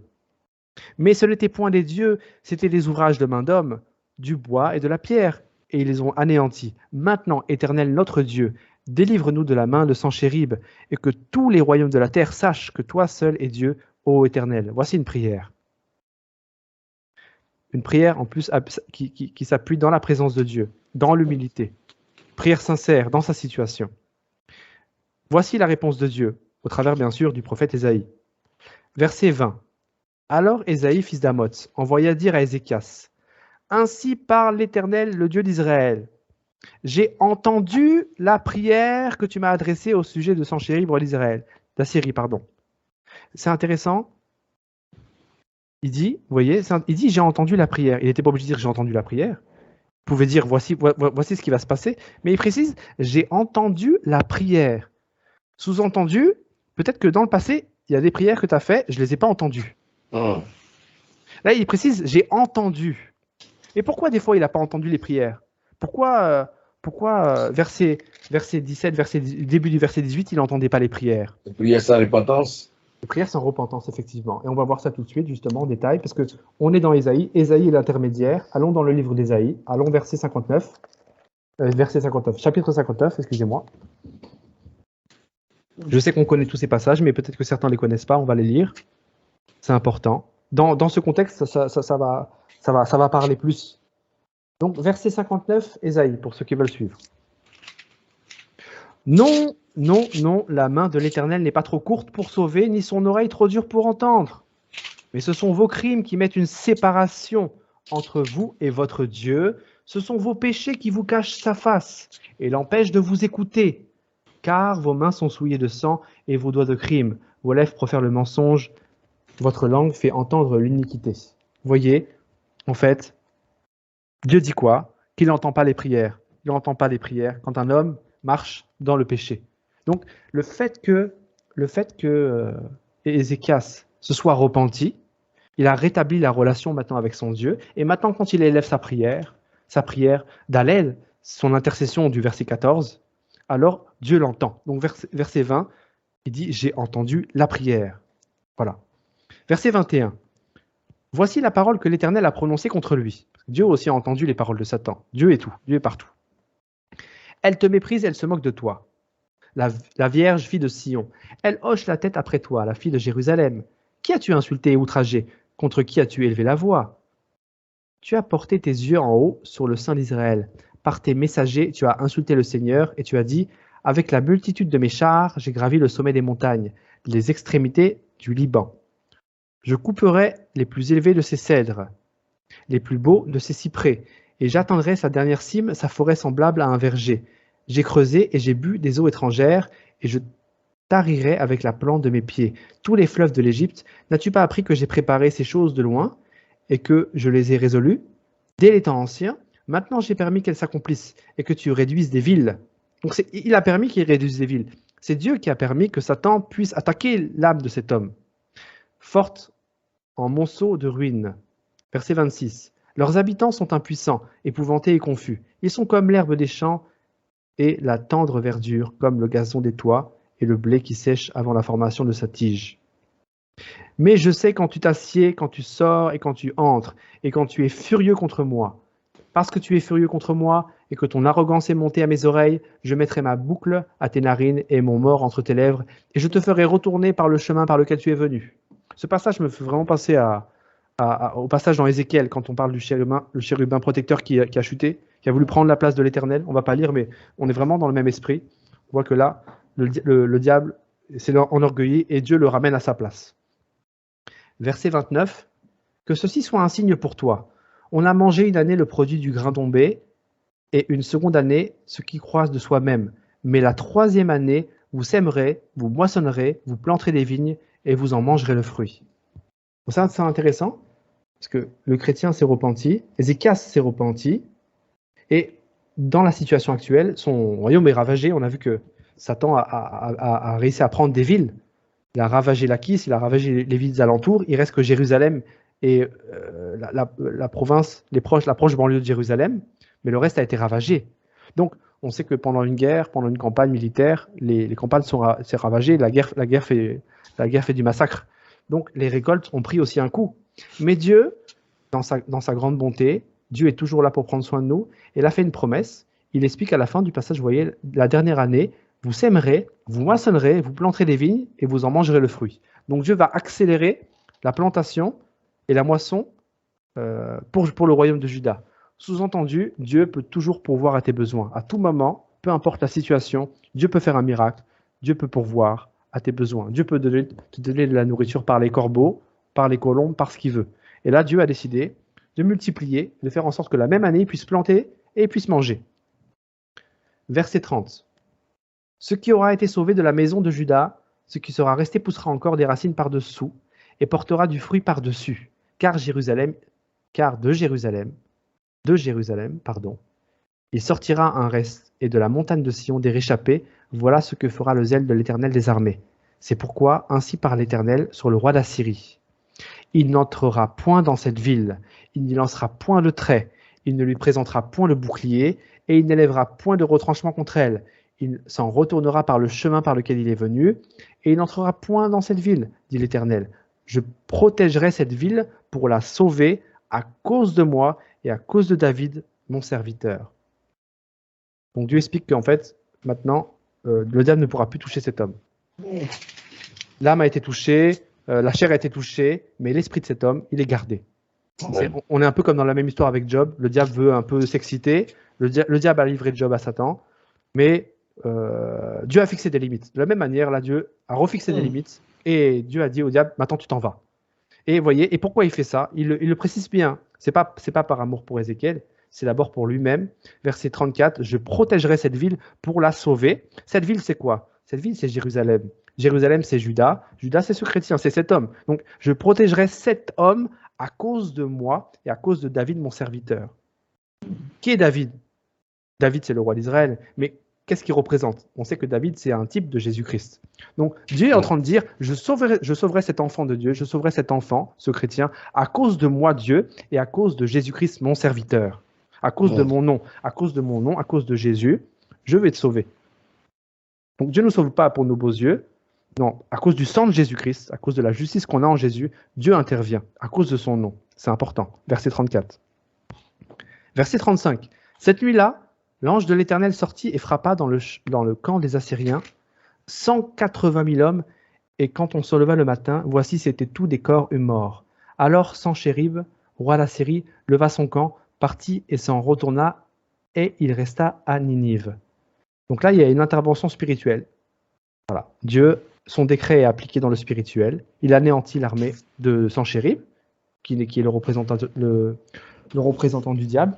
Ce qui est intéressant, c'est que, vous voyez, si on réfléchit bien, la première intervention de Dieu, Ézéchias s'est repenti. On a vu que tout à l'heure, Ézéchias s'est repenti. Et sur un acte souverain de Dieu, il a décidé d'éloigner l'armée du diable, d'éloigner Sanchérib. Il n'avait pas détruit Sanchérib, il l'a éloigné. Donc les choses auraient pu s'arrêter là. Le chrétien aurait pu encore douter. Quand je dis le chrétien, on parle d'Ézéchias, mais vous m'avez compris, vous qui suivez. Ézéchias aurait pu encore douter. Donc, mais le diable a continué son attaque avec cette fameuse lettre du diable. Ézéchias a eu vraiment un bon réflexe, parce que grâce à ce réflexe, le fait d'avoir intercédé, être venu au pied de la croix, à son Seigneur, dévoiler ses pensées, épancher devant son Dieu, eh ben, ça a permis en fait une intervention plus grande de Dieu. Dieu maintenant a anéanti complètement l'armée de Satan. Mais si cet homme aurait douté face à cette lettre, certainement le diable serait revenu, parce que le doute serait rentré dans son âme, et certainement le diable aurait eu accès à cette âme, aurait eu accès à Jérusalem, qui est l'âme du chrétien. Donc une pensée de doute, une petite pensée de doute, un petit doute peut devenir de grandes choses, peut prendre une ville, peut prendre de la place dans l'âme, peut prendre plus de place, s'étendre au point de pourrir un homme complètement, comme on l'a vu tout à l'heure avec l'image d'Osée. Verset 37. Or, comme il était prosterné dans la maison de Nisroch, son dieu, Adramélec et Shraratser, ses fils, le frappèrent avec l'épée et s'enfuirent au pays d'Ararat, et Assar-Adon, son fils, régna à sa place. Vous voyez, Assar-Adon, je reviens un peu sur l'infographie, pour ceux qui sont devant l'écran. Vous voyez, là on a Sanchérib, effectivement, il y a ces deux fils-là, ça c'est ses deux fils aînés, hein. Adramélec et Charester, c'est les deux fils aînés en fait. Et ces deux fils-là, effectivement, c'est arrivé, ils sont morts en fait, ils ont été tués par Achardon. Achardon, c'était le troisième enfant.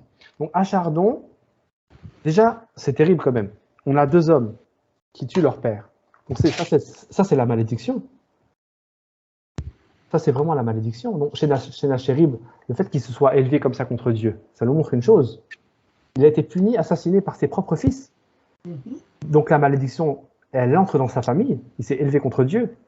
Un peu, ça me fait penser un peu Judas, vous savez, Judas l'Iscariote. Donc, rien n'a été laissé de côté par Dieu. Toutes les menaces proférées par Sanchérib, elles sont punies à leur juste titre, à leur juste poids. Donc, c'est important de toujours se rappeler, d'avoir confiance en Dieu. C'est un juste juge et il fait justice pour nous. Donc là, Achardon, qui a pris les rênes, qui a assassiné lui-même ses deux frères, ses deux grands frères, Adramélec et Charetser, parce qu'ils avaient tué son père, lui-même, il va hériter de ce même héritage spirituel. C'est pas écrit là dans les Écritures, on a juste son nom, mais quand on fait des recherches au niveau historique, on se rend compte en fait que ce roi, il était complètement détruit. Donc c'était un roi qui était complètement déprimé, un roi qui était complètement paranoïaque. Donc il a hérité vraiment de la malédiction, de tous les actes de son père, il les a hérités aussi. Donc il y a une malédiction familiale, au point que pour l'anecdote, pour un peu comprendre ce qui se passe avec cet homme-là, Achardon, celui qui a hérité un peu du pactole, si je peux me permettre, il a fait ce qu'on appelle un rituel du roi. Le rituel du roi pour les Assyriens, je vous explique un peu, ça va vous parler.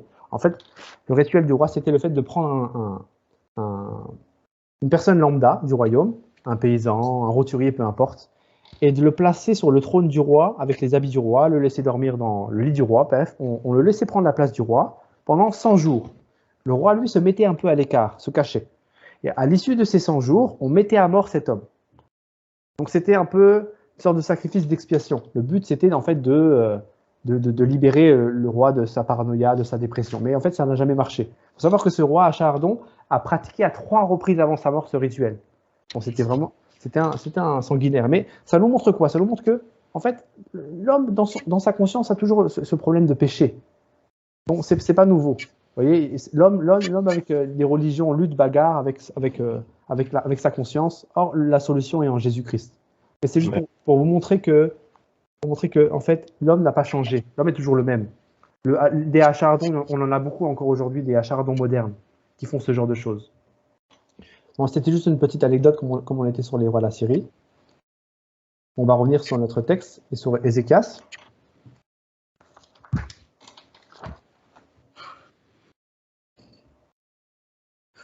On est au chapitre 20. En ce temps-là, Ézéchias fut malade à la mort. Donc c'est en ce temps-là, c'est pas plus tard, hein, c'est au même moment. C'est pendant tous ces événements qu'on a décrits jusqu'à maintenant, c'est important. Le prophète Ésaïe, fils d'Amoz, vint auprès de lui et lui dit « Ainsi parle l'Éternel, donne tes ordres à ta maison, car tu vas mourir et tu ne vivras plus. » Ézéchias tourna son visage contre le mur et fit cette prière à l'Éternel. « Ô Éternel, souviens-toi que j'ai marché devant ta face avec fidélité et intégrité de cœur et que j'ai fait ce qui est bien à tes yeux. » Et Ézéchias répandit d'abondantes larmes. Ésaïe qui était sorti n'était pas encore dans la cour du milieu lorsque la parole de l'Éternel lui fut adressée en ces termes. « Retourne et dis à Ézéchias, chef de mon peuple, ainsi parle l'Éternel, le Dieu de David ton père. J'ai entendu ta prière. » Donc, vous voyez, il entend encore ses prières. C'est signe qu'il est dans une bonne relation. Il est dans une bonne relation avec Dieu. C'est important pour la suite, notez bien. Il est dans une bonne relation avec Dieu, mais malgré ça, la maladie le frappe. Pourquoi? Ça, c'est une question qu'on peut se poser. Il est dans une bonne relation avec Dieu. Dieu l'exauce, mais il y a une maladie qui a frappé. On va voir pourquoi. J'ai vu tes larmes, Voici, je te guérirai. Le 3e jour, tu monteras à la maison de l'Éternel. J'ajouterai à tes jours 15 années. Je te délivrerai, toi et cette ville, de la main du roi d'Assyrie. Je protégerai cette ville à cause de moi et à cause de David, mon serviteur. Récidive, à cause de Jésus-Christ. Verset 7. Ésaïe dit, prenez une masse de figues, on la prit et on l'appliqua sur l'ulcère, et Ézéchias guérit. Ézéchias avait dit à Ésaïe, à quel signe connaîtrai-je que l'Éternel me guérira, et que je monterai le 3e jour à la maison de l'Éternel? Oui, il fallait faire la purification, n'est-ce pas? Donc il demande, comment je peux savoir ça? Dieu déclare qu'il est guéri, mais lui, il ne ressent pas tout de suite la guérison, mais Dieu le déclare. Donc il demande comment est-ce qu'il peut savoir s'il est guéri ou non. Donc, il n'avait pas l'esprit de Dieu, il ne marchait pas forcément comme les enfants de Dieu de l'époque, et puis il avait Ésaïe comme intermédiaire, il n'avait pas une relation avec l'esprit de Dieu direct. On peut comprendre donc sa question. Verset 9, et Ésaïe dit, donc Dieu lui répond, voici de la part de l'Éternel le signe auquel tu connaîtras que l'Éternel accomplira la parole qu'il a prononcée. L'ombre avancera-t-elle de 10 degrés ou reculera-t-elle de 10 degrés? Ézéchias répondit, c'est peu de choses que l'ombre avance de 10 degrés, mais plutôt qu'elle recule de 10 degrés. Alors Ésaïe le prophète invoqua l'Éternel qui fit reculer l'ombre de 10 degrés sur les degrés d'Akaz où elle était descendue. Wow! C'est un grand miracle là, que Dieu accomplit. Hein. On ne sait pas, est-ce qu'il a bougé le soleil, est-ce qu'il y a eu une éclipse, est-ce qu'il a bougé la terre, on ne sait pas comment on s'y est pris exactement, c'est juste qu'en tout cas, Dieu est souverain, et ce qu'il a dit, il l'a fait. Dieu a décidé de reculer l'ombre, parce que Ézéchias a demandé à ce que l'ombre recule. Maintenant, ce qui est intéressant dans ce texte, regardez bien, verset 11, il est écrit, donc la réponse de Dieu, le prophète invoque l'Éternel, et l'Éternel, il exauce cette prière. C'est marqué, il fit reculer l'ombre de 10 degrés sur les degrés d'Akaz, où elle était descendue. Donc l'ombre descend. Donc elle se déplace sur ce qu'on appelle les degrés d'Akaz. Vous voyez, elle pouvait monter ou elle pouvait reculer, mais elle pouvait monter et reculer vis-à-vis de quoi? Vis-à-vis d'un objectif, d'un objet, de quelque chose. Et ce quelque chose, on l'appelle les degrés d'Akaz. Mais Akaz, c'est qui? Vous vous rappelez, Akaz, on l'a lu tout au début du message, Akaz, c'est le père d'Ézéchias, le papa. Donc, quel est ce degré d'Akaz? Parce que si on ne comprend pas ça, on ne peut pas comprendre en fait. Il y a un mystère ici, le degré d'Akaz. Quelle est cette chose qui se déplace? Et là, Dieu, en plus de répondre, Dieu est vraiment bon, hein, Dieu est vraiment bon. En plus de répondre à la prière d'Ézéchias, il va faire un clin d'œil à Ézéchias pour lui montrer, voilà la source de ta maladie. Voilà le problème de ta maladie. Voilà d'où vient ta maladie. Elle vient des degrés d'Akaz. Et moi, j'ai en tout cas mon interprétation vis-à-vis de ce degré d'Akaz. On va venir, parce que la Bible ne fait rien par hasard. Pour moi, tout ce qui est écrit a un intérêt. On va repartir en arrière. On avait lu chapitre 17, on va même partir au chapitre 16. On va revenir dans le temps. On va revenir au temps d'Akaz. Donc, je vous invite à revenir au chapitre 16. Et on va lire à partir du verset 10. Non, excusez-moi, à partir du verset 7 pour le contexte. Pour bien comprendre.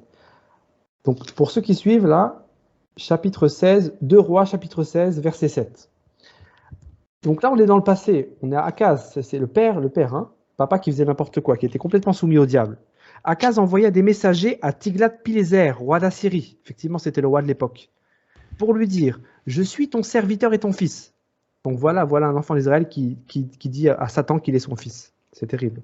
Monte et délivre-moi de la main du roi de Syrie et de la main du roi d'Israël qui s'élève contre ma main. Ça, c'est comme un chrétien qui va voir le marabout.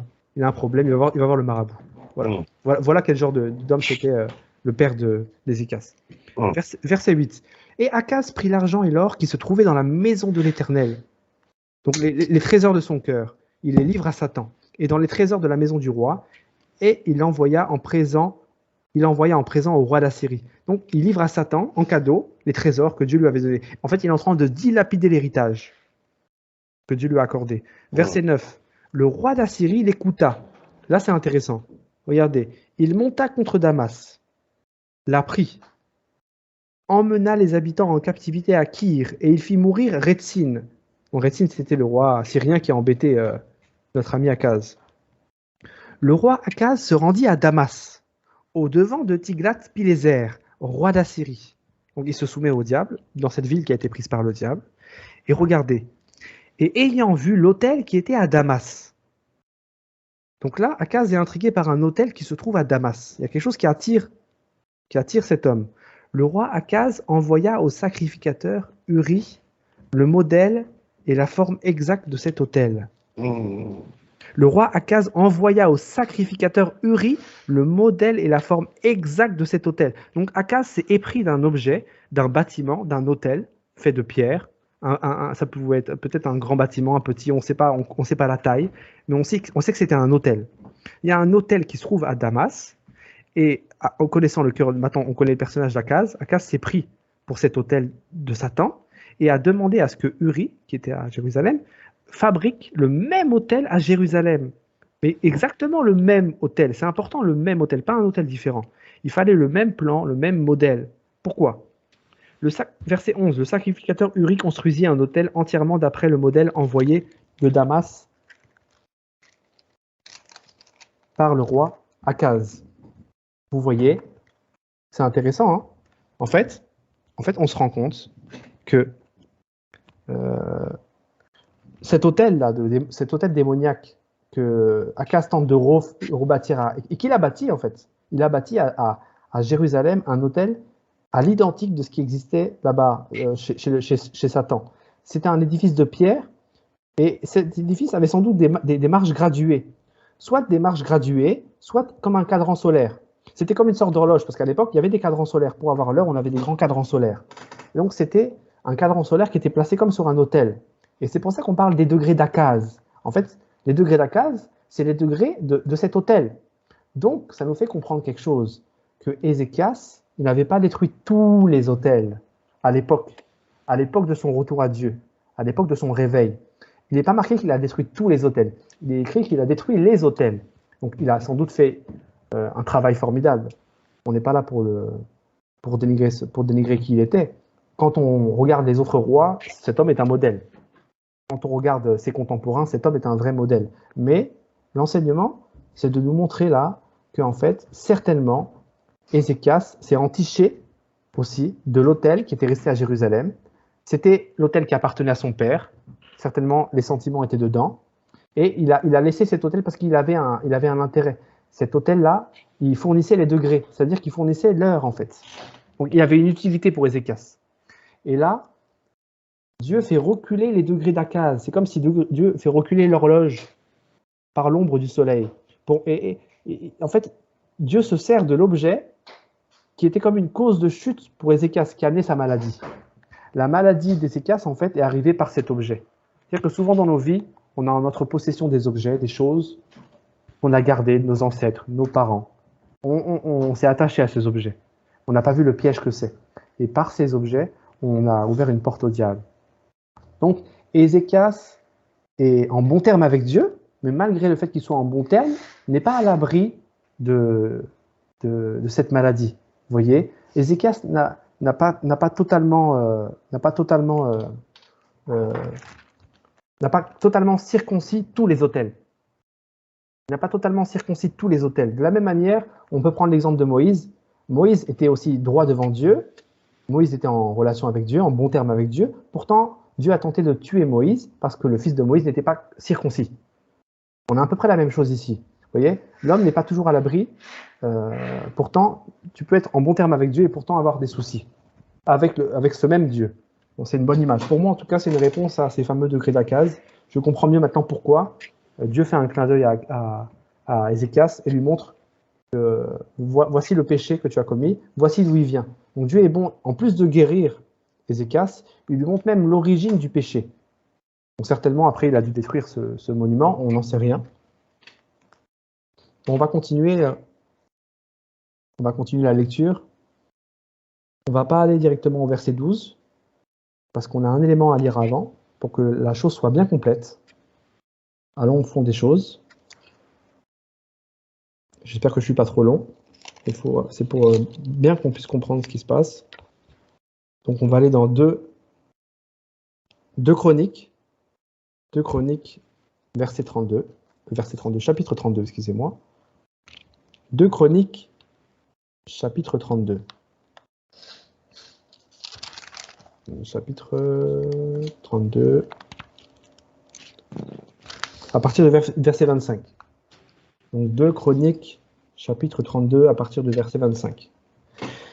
Ézéchias ne répondit point aux bienfaits qu'il avait reçus, car son cœur s'éleva et la colère de l'Éternel fut sur lui, sur Juda et sur Jérusalem. Alors Ézéchias, du sein de son orgueil, s'humilia avec les habitants de Jérusalem, et la colère de l'Éternel ne vint pas sur eux pendant la vie d'Ézéchias. Ézéchias eut beaucoup de richesses et de gloire. Il se fit des trésors d'argent, d'or, de pierres précieuses, d'aromates, de boucliers et de tous les objets qu'on peut désirer, des magasins pour les produits en blé, en mou et en huile, des crèches pour toute espèce de bétail et des étables pour les troupeaux. Il se bâtit des villes et élut en abondance des troupeaux, du menu et du gros bétail, car Dieu lui avait donné des biens considérables. Ce fut aussi lui, Ézéchias, qui boucha l'issue supérieure des eaux du Gihon et les conduisit en bas vers l'Occident, la cité de David. Ça, on l'a vu tout à l'heure. Ézéchias réussit dans toutes ses entreprises. Cependant, lorsque les chefs de Babylone envoyèrent des messagers auprès de lui pour s'informer du prodige qui avait eu lieu dans le pays, Dieu l'abandonna pour l'éprouver, afin de connaître tout ce qui était dans son cœur.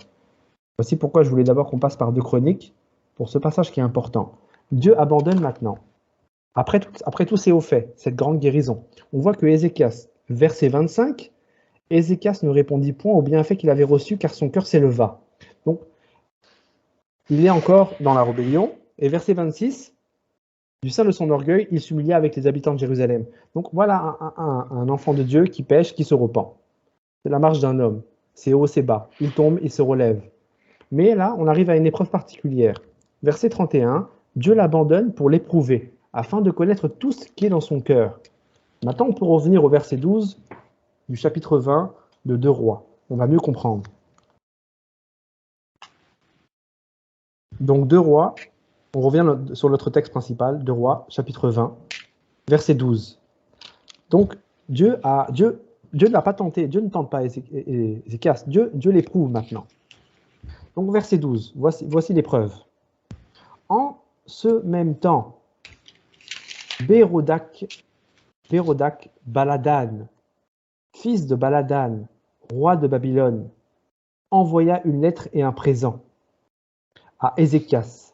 Voyez, il envoie une lettre et un présent à Ézéchias, car il avait appris la maladie d'Ézéchias. Ça vous rappelle quelque chose, ça vous rappelle quelque chose, cette fameuse lettre, non? On a lu tout à l'heure, hein, la lettre du diable. Voici encore une lettre du diable. Et cette fois-ci, elle est accompagnée d'un présent. Donc, voici une autre stratégie du diable. Vous voyez? Parce que le diable a plusieurs méthodes. Il a l'attaque frontale et l'attaque sournoise. Ce que j'appelle comme ça, on peut les appeler autrement, peu importe. Hein.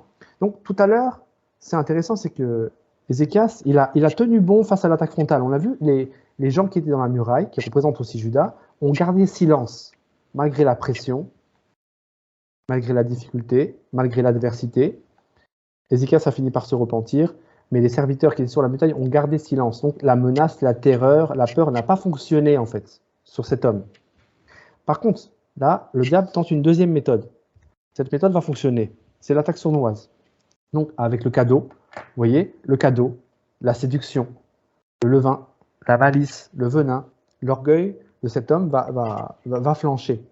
Verset 13, Ézéchias donna audience aux envoyés et il leur montra le lieu où étaient ces choses de prix. Donc il ouvre les portes au diable avec l'orgueil. L'orgueil a ouvert les portes. L'argent et l'or, les aromates et l'huile précieuse, son arsenal et tout ce qui se trouvait dans ses trésors. Il n'y eut rien qu'Ézéchias ne leur fit voir dans sa maison et dans tous ses domaines. Ésaïe, le prophète, va ensuite auprès du roi Ézéchias et lui dit « Qu'ont dit ces gens-là? Et d'où sont-ils venus vers toi ?» Ézéchias répondit « Ils sont venus d'un pays éloigné de Babylone. » Ésaïe dit encore « Qu'ont-ils vu dans ta maison ?» Ézéchias répondit « Ils ont vu tout ce qui est dans ma maison. Il n'y a rien dans mes trésors que je ne leur ai fait voir. » C'est terrible. Alors Ésaïe dit encore à Ézéchias « Écoute la parole de l'Éternel. Voici les temps viendront où l'on emportera à Babylone tout ce qui est dans ta maison et ce que tes pères ont amassé jusqu'à ce jour. Il n'en restera rien, dit l'Éternel. Et l'on prendra de tes fils qui seront sortis de toi, que tu auras engendrés pour en faire des eunuques dans le palais du roi de Babylone. Ézéchias répondit à Ésaïe, la parole de l'Éternel que tu as prononcée est bonne. Et il ajouta, n'y aura-t-il pas paix et sécurité pendant ma vie? Donc vous voyez, Ézéchias a été éprouvé par Dieu, il a échoué. À ce moment-là, la lettre du diable, la deuxième lettre a fonctionné. La première lettre n'a pas fonctionné, la deuxième a fonctionné. Il a ouvert les trésors, il a ouvert ses trésors au diable. Dans Matthieu chapitre 7, verset 6, il est écrit « Ne donnez pas les choses saintes aux chiens, et ne jetez pas vos perles devant les pourceaux, de peur qu'ils ne les foulent aux pieds, ne se retournent et ne vous déchirent. » Bon, il a jeté ses perles aux pourceaux, là, parce que Baladan, c'est le roi de Babylone. Tout à l'heure, on a vu Pharaon, Égypte, on a vu les Assyriens, mais on n'a pas encore vu les Babyloniens. Les Babyloniens, c'est encore un type du diable. Donc, voici encore un représentant du diable déguisé, avec cette fameuse deuxième lettre, avec ce cadeau. Donc, il vient avec la malice, il vient avec une différente stratégie. Et malheureusement, les perles ont été données. Et Ézéchias a échoué. Maintenant, on voit que, c'est important quand même de le préciser, la réponse de Dieu est terrible, la prophétie qui est donnée est forte, mais il faut aussi préciser quand même, il faut mettre les choses dans leur contexte. Il ne s'agit pas que de la réponse d'Ézéchias.